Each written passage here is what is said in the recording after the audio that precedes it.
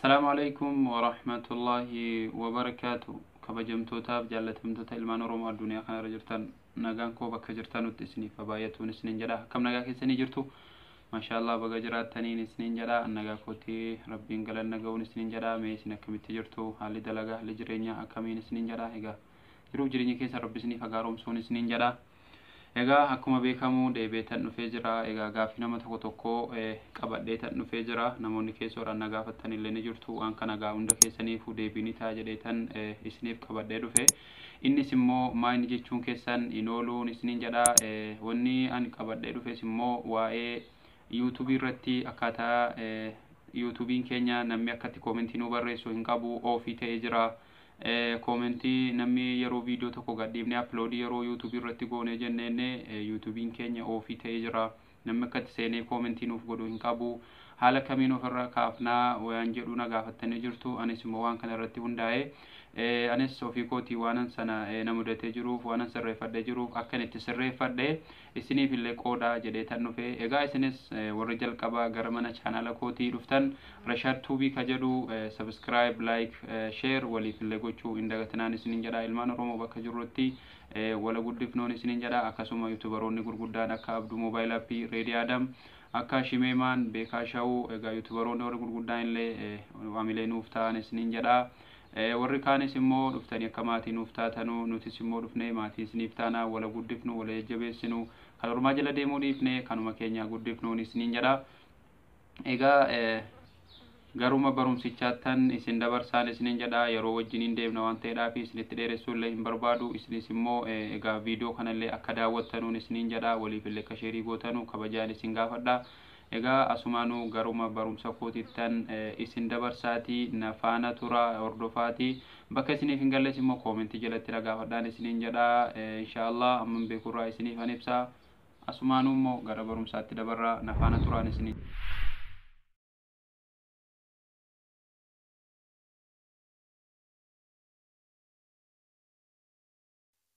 Egaa gara barumsa kootti dhufeetan jiraan isinin jedha. Egaa akkuma duratti isiniif himee waa'ee YouTube jalatti yeroo namni koomentii nu barreessu ofii ta'ee jira. Bakki koomentii namni namaa barreessu jettanii turtanii.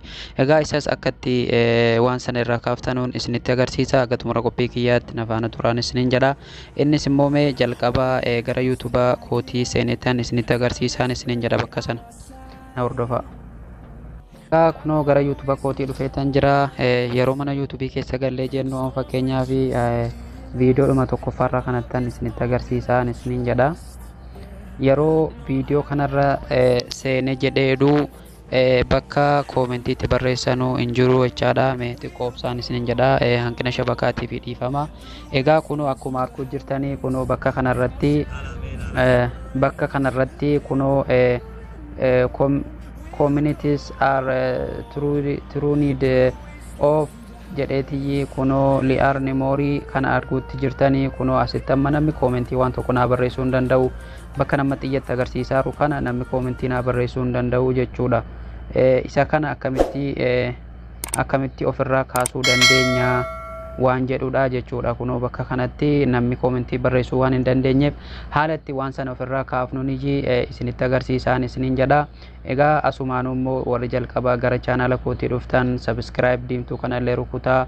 Asitti immoo bakka like jedhu kanallee like godhaatii na hordofaan isinin jedha.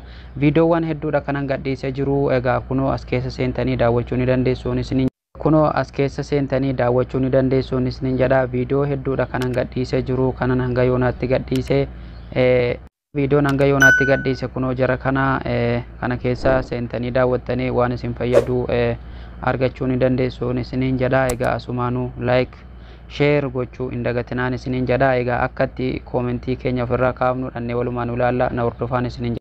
Jalqaba appilikeeshinii tokko isin barbaachisaa jechuudha. Appilikeeshiniin sunis YouTube Studio ka jedhu kana kuno isa kana mana YouTube keessa mana Play Store keessa galtanii asirratti akkas jettanii studio kana yoo barreessitanii jettan kunoga YouTuberoonni appii kanallee dhaban hin jiranu. YouTube Studio ka jedhu kana qabaachuun keessan dirqama jechuudha. Nama miliyoona 100tu download godhatee jira.